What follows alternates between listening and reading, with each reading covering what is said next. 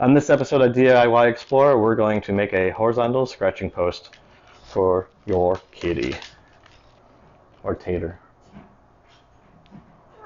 4, 3, 2, 1, 0. Welcome back, and first thing we're going to do is use some scrap 2x4s, and it'll be about 16 inches wide. You can make it as wide as you want. You know, cut it with a miter saw or a hand saw. And all we're going to do here is just screw them together. We're not going to glue. It's not necessary for this type of build. 3-inch screws are fine. These are just deck screws. Perfect. Alright, so this is scrap wood. It's about 3/4 inch plywood. I use my calculator here to calculate the center. It's about 18 inches wide, and then we're going to use a screw to get the center at the bottom there. And you don't need any fancy things to do curves in wood. I just use a perfectly good piece of string here and a pencil. So we're going to do the curve all the way to the edge, or as close to the edge as you want, and then you're going to do a second inward one, which is a little thicker than our 2x4s combined. That's so it can fit inside. So now at this part, I was going to show you how to use carpenter's tape, but it was hot out and I got mixed up, and I actually turned off the camera when I thought I was turning it on. And so this is the only part you're actually going to see the jigsaw cut. So it's carpenter taped together and jigsaw and held down. And then what I'm using here is my handy dandy sander that I actually can turn the table saw into a sander. And I'll have a video on that coming up pretty soon. So I did that because we're going to put edge banding on, and it has to be pretty smooth and flat for edge banding. It worked out great. You don't have to do that yourself if you don't have one. Of course, convert the table saw back, and we're going to cut the bottom pieces out of that, what was left of the wood. You don't need a table saw. You can use a hand saw. It's easier with a table saw. And at this point, we are just going to cut those edges down so that they're flush. You can have them extend out from the edge. I like to have them flush.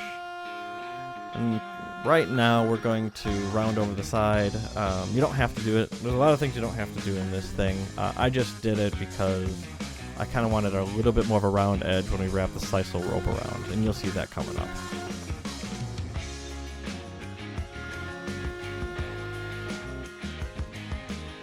And so what we're going to do is attach this using pocket holes, so it'll give it a nice clean look. You don't have any screws from the outside.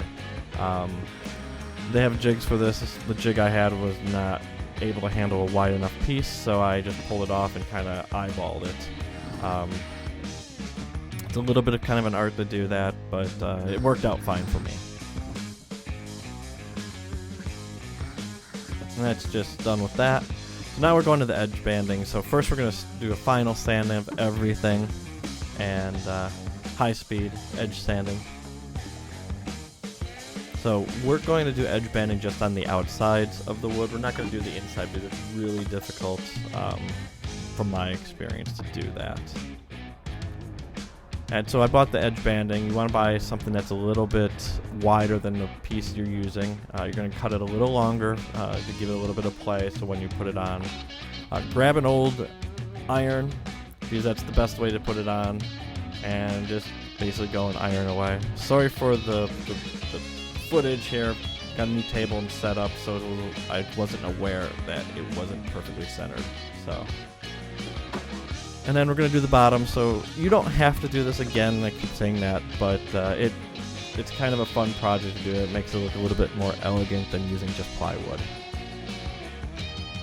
Once everything's dried, you kind of just use a very sharp knife and you cut the ends, and you can buy tools to cut along the edge, but I have discovered that with wood, it's easier just to use a really sharp razor blade and then kind of sand it down to where you like it. Be careful you don't nick the main panel, because they've gotten really kind of cheap with the plywood, what they put the maple on top or the sandwood.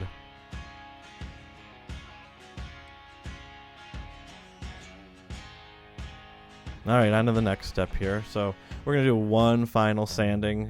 This is, I think I topped out at 220 grit. And then you're going to wipe that down with just like a cloth or something like that to get it ready for staining. So I chose a stain that is a, what is it called? I forgot the name of it, but it's a darker stain. And what you do is put it on, and then you wait about 5 minutes, and you wipe it off. Now, I got the results I wanted. The longer you put it on, the darker it gets, the shorter, the lighter.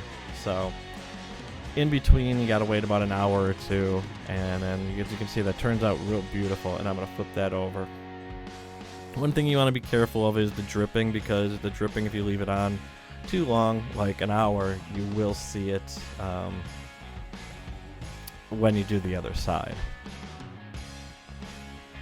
And then 5 minutes later, let's wipe it off. Looking beautiful.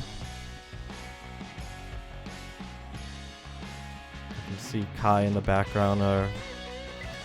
Not our dog, we were taking care of him. So now what I'm doing here is marking where we're going to drill and put the base plates on. One of the things I didn't put on the video is there are rubber stoppers on the bottom. So after I got it all assembled, I put in rubber stoppers on the bottom to keep it from sliding all over the place or ruining your floors. So you want to keep that in mind. So we're going to drill both plant panels, and then what I did is I recessed them in so that the screws kind of, don't stick out. Again, this is all up to your choice if you want to build something like this. Total project took about 2 days, over a weekend. So as you see here, I'm kind of eyeing it up. I've already kind of pre-drilled in the screws. And we'll do that for both sides. Only showed one here, you don't need to see both.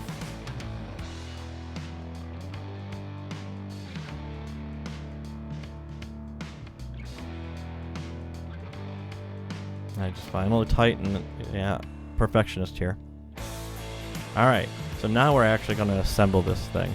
So what we're going to do is first attach one side, and as you can see, I left a little gap for the sisal rope that we're going to wrap around so it's nice and flush when we're done. So the first side, we're going to screw in all of the pocket holes and get that nice and tight.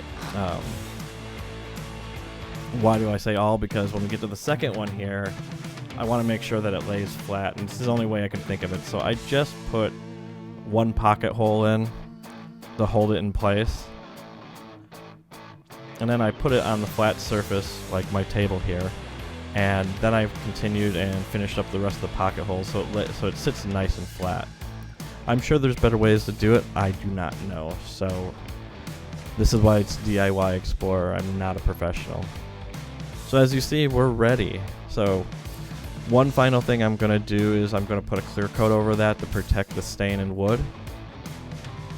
And this was just a pretty quick process. I just put one coat on. Turned out beautiful. Alright, here's the thing is sisal rope. I used 1/4 inch. You can use 3/8. It doesn't matter. This is about 100 foot. Takes about 30 minutes. If you want to know more on how to write sisal rope, I have other videos. At the end, kind of tuck it in, get it real nice and tight, and we have a finished horizontal cat scratching post.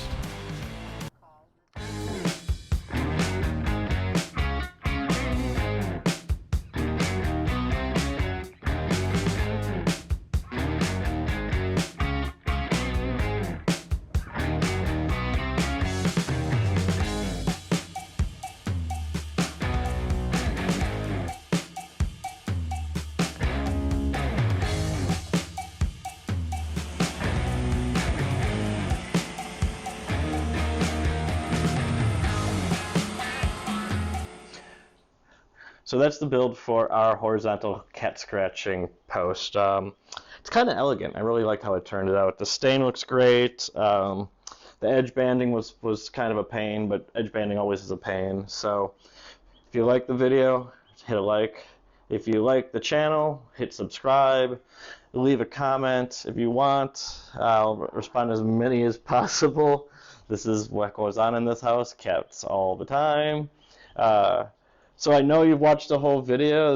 Leave a keyword in your comments, which is MJ, as in our kitty MJ here. Thanks for watching.